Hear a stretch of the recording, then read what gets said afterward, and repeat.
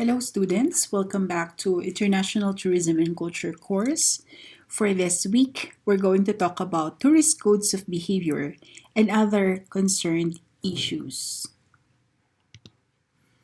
So, probably as you look at the screen, you are familiar with those words, right?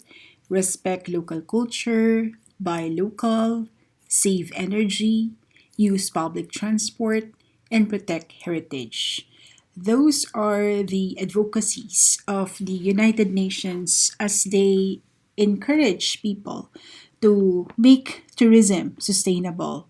And so, not only sustainable, but as well as to create mutual respect between the host community and the tourist. So we will see how we can become responsible tourists as we look at the different slides in this presentation. So first, I'd like to talk about tourist codes of behavior. So this tourist codes of behavior is an idea of the United Nations World Tourism Organization. In 2005, they created the uh, the information for the responsible tourist and traveler. And so they call this the Global Code of Ethics for Tourism. The reason why they have created this one is to encourage tourists to take an active role in behaving themselves in order to achieve mutual tolerance. It also aims to learn or to promote to learn how about the legitimate differences between people, cultures, and diversity. So there are several codes of behavior that we will see here, and probably you might think of other codes of behavior that you have in mind or maybe that you have experienced. So I invite you again to please feel free to share it in class. So the first is having an open mind. It says here that open your mind to other cultures and traditions, as it will transform your experience. You will earn respect and be more readily welcomed by local people. Another idea of having an open mind is being tolerant and respecting diversity. And how do we do this? By observing social and cultural traditions and practices. I have here several photos that I got from the internet, specifically in Google site, that showcases some pictures coming from a tourist destination. Okay, or and these are the social and cultural traditions and practices that you may see when you visit a destination. Like for example, in Thailand, there is a tribe in Thailand, a group of people who live together, and their belief is if you're wearing a ring neck, okay, so this is the ring neck, and this is only worn by women in the tribe. So girls are usually like in the age of 10 maybe or 11 starts to use this neck ring as they grow older. They believe that the longer the longer the neck, the more beautiful the person is. And so for them, the use of this ring neck has an association with beauty. Okay? For some people, maybe if you will position yourself in their shoe, I don't know how you will think about this. But for some people, they try to, criticize it, telling that it's actually violating human rights. But the point is, if it's a cultural practice of a certain group, and they all agree that it's something that they want to keep as part of their tradition, then I don't think that's a violation. So, from our point of view as a tourist, I think the only thing that we can do is probably to see it, to witness, and never say something negative against it. Okay? Another example that we have here on the screen is actually the drawing on the hands, or what I think the Indians and the Pakistanis called it a vindi. This is a cultural tradition, and correct me if I'm wrong, for the Indians, that they usually do during their Diwali festival or during a bride's wedding. So they believe that having those drawings or like designing the hands is actually enhancing the beauty of, I would say, the woman who has that one during their festival or during the woman's wedding, or the, yes, the bride's wedding. Okay. And I've experienced also having this one. It looks pretty and it's kind of beautiful during the first day, but as the days passes, because it's a henna tattoo, it fades, and as it fades it doesn't look good. But again, what I wanted to experience is really to be part of their culture and to see how it feels having that kind of henna tattoo on the hands.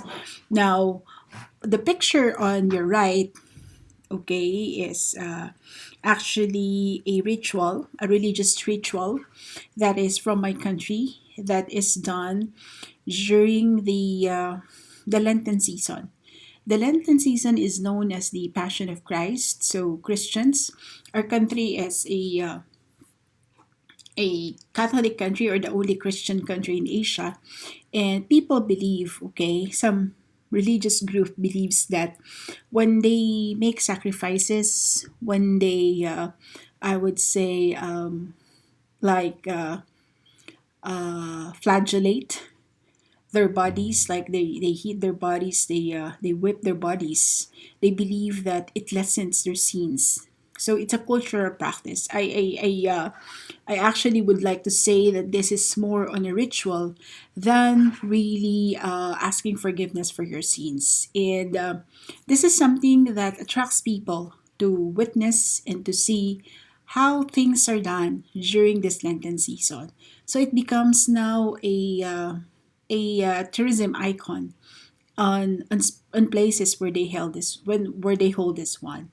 And so again, I would say that whether you like it or not, whether you think it's good or bad, you just have to open your mind and respect what they practice, respect their beliefs, their social and their cultural traditions. Okay, so at this point, you probably have experienced something that is unique, and that you have experienced in the destination that you have visited. Share it in class so that we can learn more from others' experiences. Then, aside from having an open mind, another code of behavior that we have to have in mind is to respect human rights. So, exploitation in any form conflicts with the fundamental aims of tourism, because tourism would like to give you fun, would like to give you knowledge, but it doesn't allow you to use it as an avenue to do things that are not really right, okay? And one of that is the sexual exploitation of children. So, the sexual exploitation of children is a crime punishable in the destination or at the offender's home country. So, it is a fact, okay, that one tourism product is sex tourism. And there are countries that are actually sells or encourages to patronize that kind of product. Once it is not forced and once it is legal in a certain country, of course, it's different from a spiritual point of view.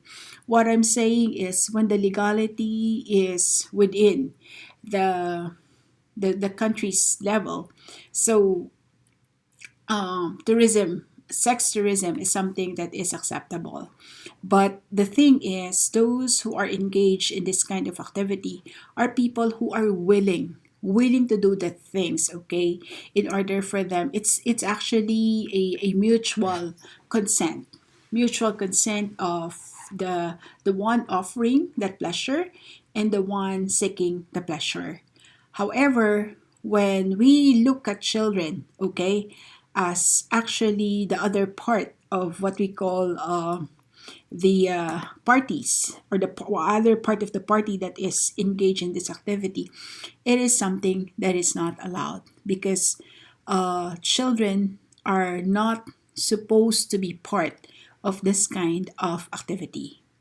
So, in short, I would say that human rights does not only apply to people who are mature, to people who are of legal age, but it also concerns children who doesn't have, I would say, the courage to defend themselves or the strength to defend themselves, but because usually they are victims. And if people will practice what we call child prostitution, it is something that is penalized by the destination country. And so they advocate that we have to respect human rights. Okay, because there are families that are, I would say, devilish in mind that would make use of their kids as actually a commodity to live life. Okay, so yeah, respecting human rights. Another advocacy is helping to preserve the natural environment. When we say the natural environment, this concerns the wildlife, okay, the animals in the wild, and at the same time the flora and the fauna, okay. So the reason we say this is because as we pulse the tourists to our destination, sometimes we make use of them as a full force, okay, or as a full factor. It's good if it's just only for witnessing, for seeing, for sightseeing, like for example the safari or the natural environment. But the abuse of the animals, like for example uh, like how do we say that, the selling of the endangered species, okay, or probably the selling of their parts, like we all know that the elephant's ivory, the trunk, is actually very expensive. And so what they usually do is they cut the trunk of the elephant and make it as a souvenir item, okay. So people really would like to make money of whatever resource they have in mind. But we have to understand that we also have a responsibility to preserve the natural environment. And this is actually to take care of the environment as to how locals are taking care of them and as to how God allows them to, be appreciated and do its role in the ecosystem. Okay, so yeah, again, I would like to invite you to share your thoughts about this. So, not only the natural environment, but there's also an advocacy for respecting the cultural resources. So, what are cultural resources? Cultural resources are the icons, the things that were left to us by our forefathers. Okay, so there are activities that should be conducted with respect to the artistic, archaeological, and cultural heritages. Like, for example, you might look at this one as a simple stone, but there are writings or actually carvings that are part of that are on the stone that talks about history, that talks about the rich culture of a certain place or of a certain group, okay? And so we want to preserve this in such a way that the next generation will definitely see what we have appreciated, what we have enjoyed during our time. Like, for example, this one. Because during the early times, there is no pen, no paper, no tablet, okay, to write on. And so they make use of the stones to express their creativity or whatever they wanted to write or to put in words or to put in figures. Also, this one. This is a very natural cultural artifact that is actually an amazement to people who have been here. Okay, So cultural resources can be anything. And when we say cultural resources, these are things that are made by our forefathers, made by the people during the early centuries. So this is something that reflects their culture. This is something that talks about their way of life. This is something that shares with us their belief during that early time. Okay.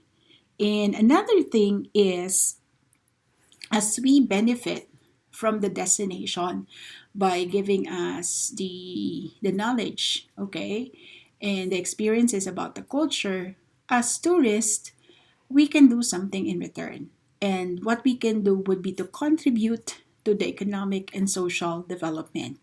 How do we do this? We can do this by purchasing local handicrafts and products so that we can support the local community and that they can practice fair trade. We can also, have an interaction with the local people so that they learn from us, we learn from them. And that's why I say that the tourism activity is a win win thing. You win as a tourist because you were able to extend your knowledge, your experiences, and at the same time, for the host community, the people that you have encountered in the destination, can learn from you by the way you probably share your culture, the way you interact with them, and maybe financially, in a sense that you appreciate the local products that they usually sell. Okay? And aside from that, you have a responsibility towards yourself. Like you have to inform yourself about the destination's current health situation. And you have to know also how to access emergency and where to go to, like the consular service, prior to the departure. And of course, be assured that your health and personal security will not be compromised. I always tell students, I always tell travelers that first and foremost, what you have to have in mind when you go to the destination is your safety. You just want to go there for vacation or for a short stay, but you always would like to go back to your home country or to your residence. So check what are, maybe there are vaccines that are needed prior to your going to that destination.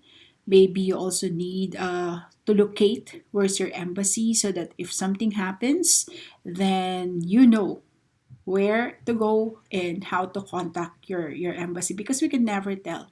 Like I'd like to share with you some stories that did happen during our trip.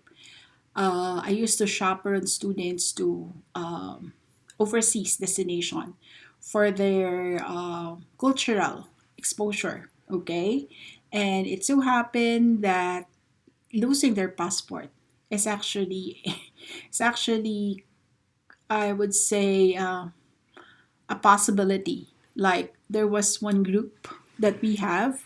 We brought them to Hong Kong. We entered Hong Kong Disneyland for them to experience how does it feel inside Hong Kong Disneyland, and they're enjoying and they're so so engrossed in their picture takings and all the beautiful attractions inside the destination. And as we finalize the day, as we try to wrap up the day, one student realized that she lost her passport. Okay, and in this kind of travel arrangement, we cannot afford to delay because we have reserved the transportation going back to our place. And so what do? We cannot leave her there because she's part of the group. So what we did is we're inside Disneyland, and you can imagine how many people are inside the Disneyland and how difficult it is to look for her passport. So we went to the guest assistants, we went to the customer service, asked them to page the lost passport if in case somebody has seen them, to to surrender it to a certain place. And the whole group really helped in order for us to locate the passport. But unfortunately, the passport was not recovered. And because we're crossing the border going to Macau, the student, together with an assistant or a teacher assistant, has to be left in that place. Why? Because we cannot proceed with our journey without the passport. So they have to sleep there, to stay overnight, wait for the embassy to open, and ask for the issuance of a temporary passport, or what we call a travel document. So shouldn't we know where the place is, the more that it will take time for us to do the process. Okay? Health situation also, like for example, in this time, it is very important that you practice the health protocols, like, for example, having the vaccines, having you cleared of COVID 19 infection, wearing the mask, practicing social distancing, and, the hygiene that are usually recommended to do to protect ourselves from the virus should not be set aside but should be practiced. Okay? Then moving on, another thing that is important is for us to learn as much as possible about the destination. So, how do we do this? By taking time to understand the customs, the norms, and the traditions. We have to avoid the behavior that could offend the local population. One of that would be taking pictures without permission, or probably staring at people who are expressing themselves in a very unique way. Okay? So people have their own way of life, they have their own way of dressing themselves, and sometimes if it's something new to us, we tend to stare, okay? And that's for them sometimes is insulting. So we have to understand, okay, if in case you are curious why they dress like that, why they walk like that, why they eat like that, you can ask politely so that they can give you an explanation on how and why they live their life in the way that you are actually puzzled. Okay, so do not, this is the very important thing, do not do things that can offend the local population. Okay? And also, it is very important that you familiarize yourself with the laws so that you do not commit any considered criminal by the law of the country visited. So you have to refrain from all trafficking in illicit drugs, okay, arms or firearms, antiques, protected species and products, or substances that are dangerous or prohibited by national regulations. Like, for example, in Singapore, it is banned to chew gums, okay?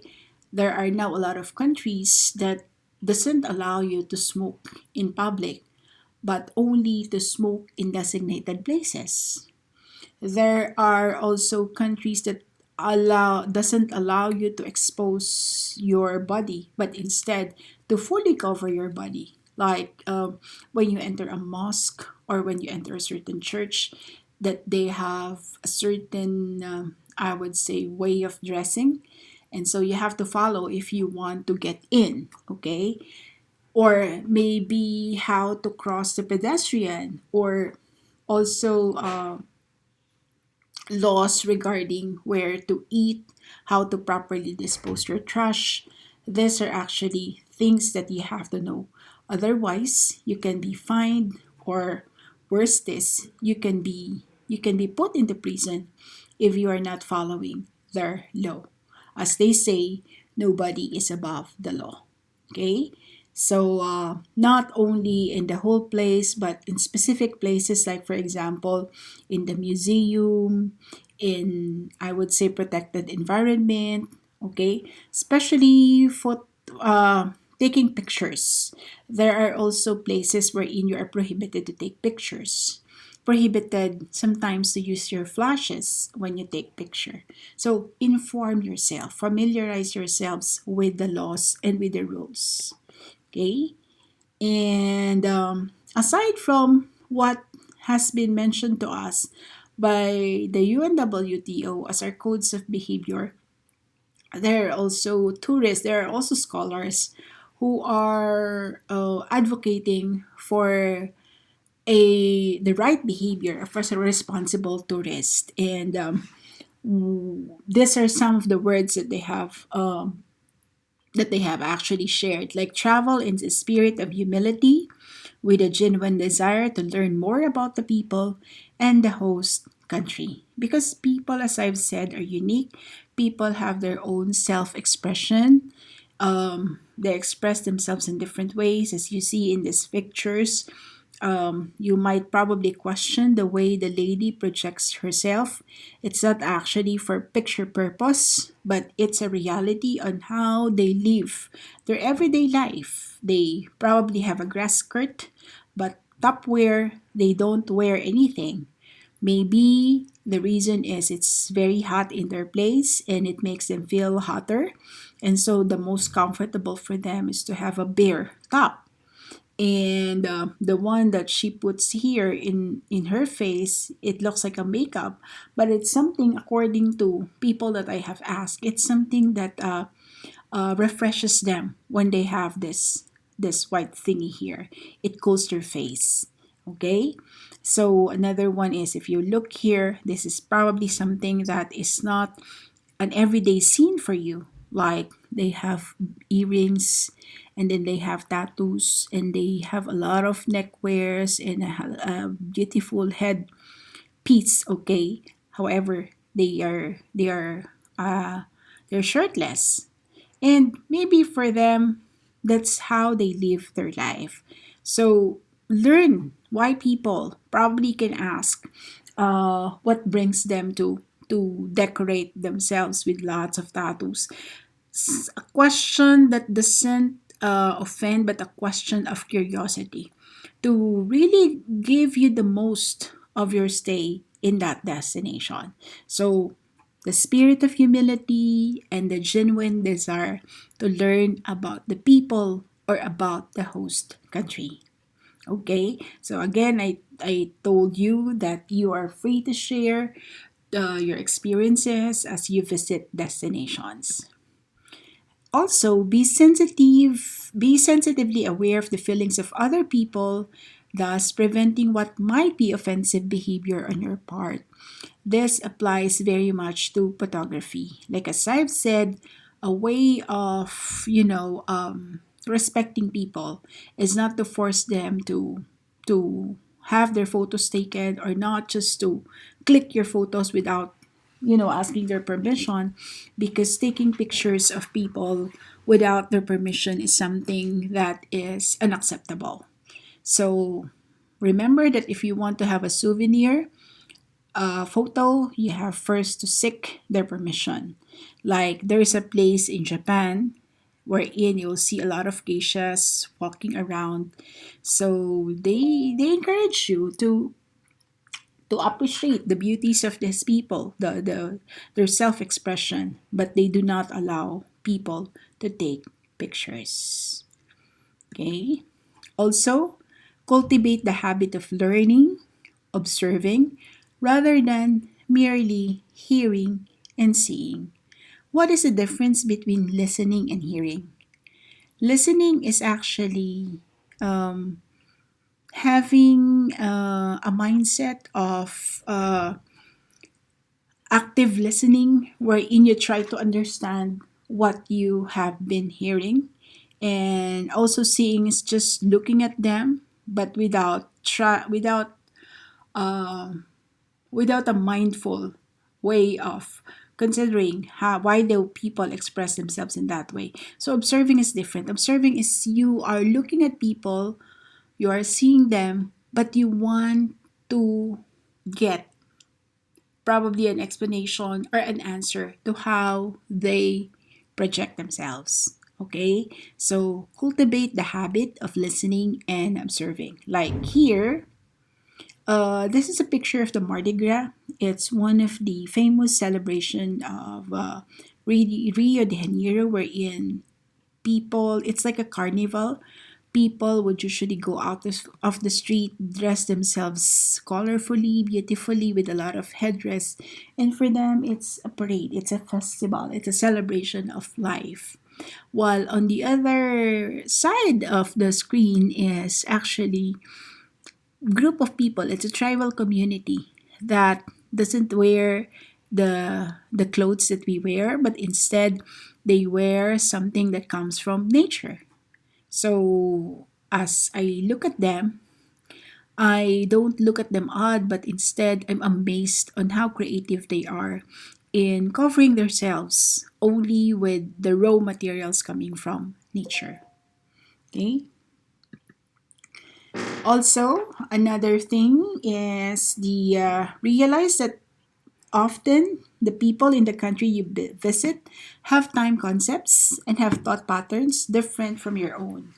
So, this does not make them inferior, only different. Like, if you have a different religion, and if in case you're interested to enter another place of worship, so, you know, I respect them. Sometimes they do have the time for worship, but because you have also your own time as a tourist that you will insist that you get inside their place of worship and that that they are praying. Please do understand that if they do not allow you to enter during that particular time, that is their time concept of praying. Okay, and once you're inside, you have to make sure that you have to observe the proper code of conduct, especially the way you dress yourselves and the way you conduct yourself inside. So it's uh, it's a holy place for them. It's a quiet place for them so that they can pray. And so it's important that you know how to be one with them as you invade their place of worship. Okay, another thought pattern, another thought pattern is what you see on the right side. Wherein I know for Koreans, the way you eat is using chopstick and using a spoon. But some people's practice of eating might be different and odd as you see them. So there are people who would eat communally, meaning to say, if you look there, they're using only one plate and they are eating their food with their bare hands. So for them, probably there is an interpretation or a deeper meaning on why they eat that way, communally and using their hands. And so it's important that we understand where they are coming from. It doesn't make them inferior in a way that you might think that they don't have money to buy utensils to use for eating, but instead try to look at it in a way that this is their way of life, this is their cultural practice, and this is what they believe is fitted in their cultural expression or cultural belief. Okay, then instead of looking for beach paradise, discover the enrichment of seeing a different way of life through others' eyes. What is a beach paradise? This first photo here represents a beach paradise, an ideal place to go to the beach, white sand, blue water or green water, and you know, people are decently dressed for bathing, okay, and for whatever leisure or recreational activities they wanted to do at the beach. Okay, so it's really a paradise because the reality of thinking that the beach is a place to enjoy the sun, to enjoy the cool water, and probably to have a good dip in the water is there. But sometimes what we see is something different than we expected. Like, for example, that one. That's a floating market. A floating market is usually depicted as a very promising place in a sense that once you see the colorful photos, once you see the play of colors, once you see the creativity of selling items while you are boating, okay, in the river, is something unique, something that you would like to experience as a tourist. However, when you reach the place, when you are already there, you will see a different thing.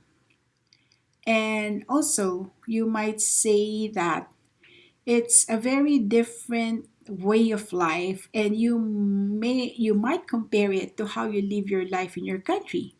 Assuming that you are from an advanced country and that you went to a country that is developing or just starting to emerge as a destination, then probably the expectations are not as good as expected. Okay? So, in other words, instead of getting discouraged, I would suggest that you think or that you look at it from another perspective and look at it as something unique, something creative, and something that is different from what you usually have back home. Okay? So don't think of places as disappointment. Instead, look for the positive things, positive things that you can see in that place. Okay, because as a tourist, and if we've been places, we tend to compare places. Like for example, I've been to A, I've been to B, I've been to C, I've been to D, and if I go to E, I would always evaluate or evaluate E based on how I perceive A, B, C, D.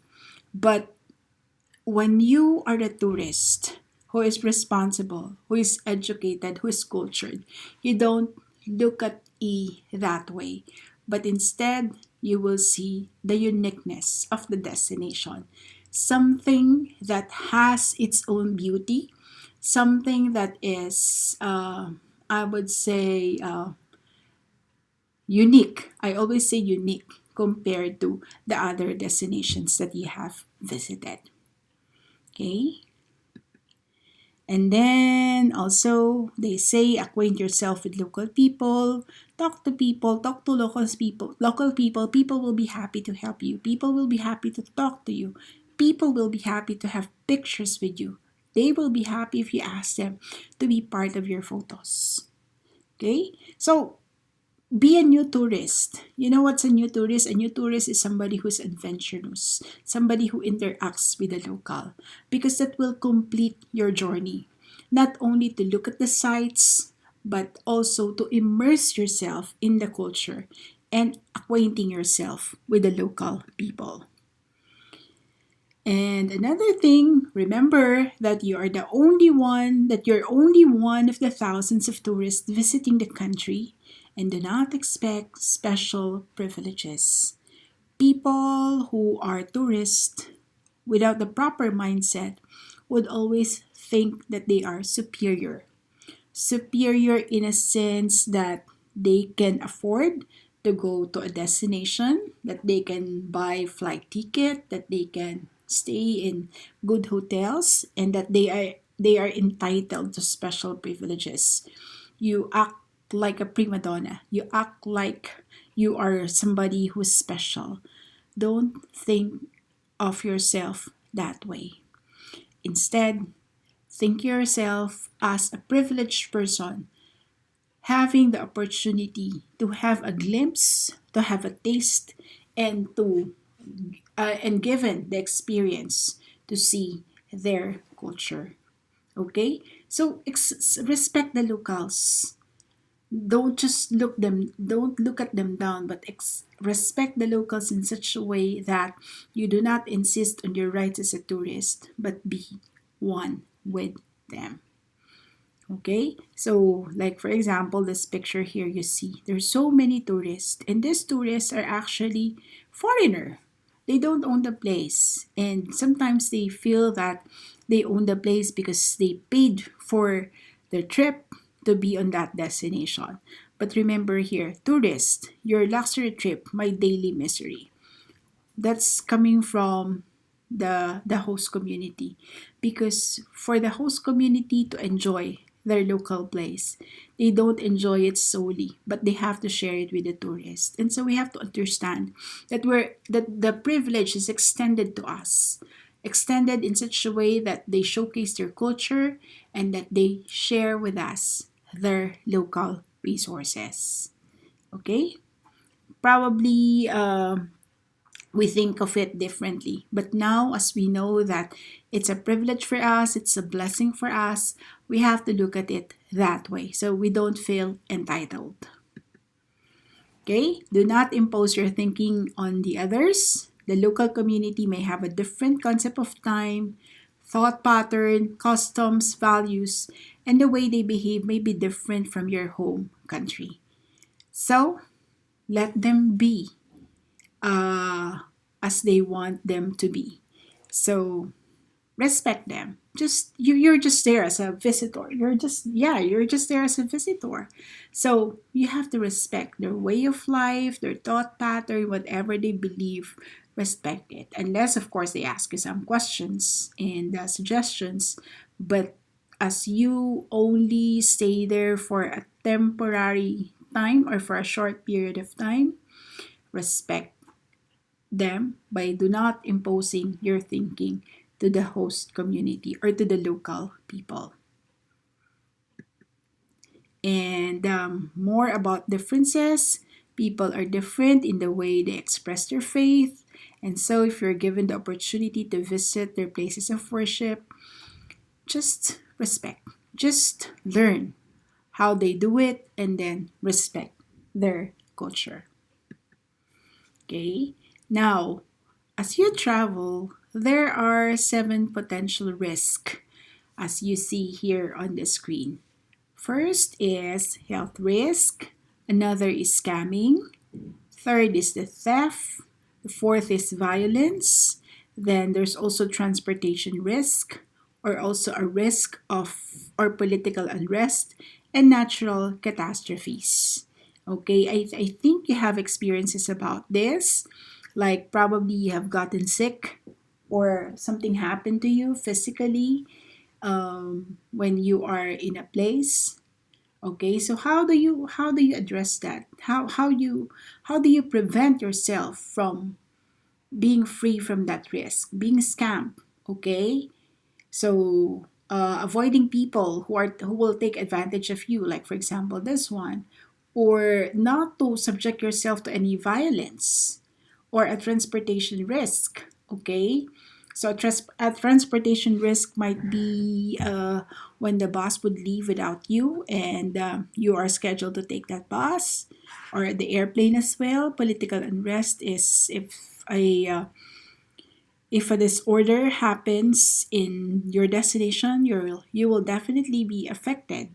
Okay, like for example, civil war or natural catastrophes such as earthquake, floods, or volcanic eruption. So, what do you do? This is the topic that I would like us to talk about when we see each other in class, in our online class. So I'll definitely not look at that. Now, personal safety, concerned issues while traveling. It's advisable that you avoid places where crime rates are high. Okay. Also, about your money and valuables, how do you take care of them? You have to put them in separate places. You can probably get a how they say this, a safety deposit box from your hotel. You have to make sure that your travel documents are secured, like having photocopies of your travel document and also keeping a list of emergency phone numbers. I know you've been doing this because you've traveled in many places. If not, then probably you can, follow this advice. Also for health, sanitation condition should be considered or investigated. Make sure that you have your personal medication with you and be careful with what you eat or drink. Okay, and these are 10 tips for safety tips for travelers. I would like to talk about this in class, and so I am giving you the opportunity to look at this one.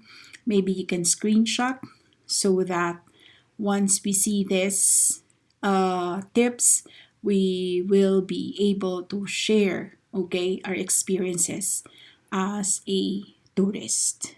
So please do take a screenshot of this. We're going to talk about this in our class.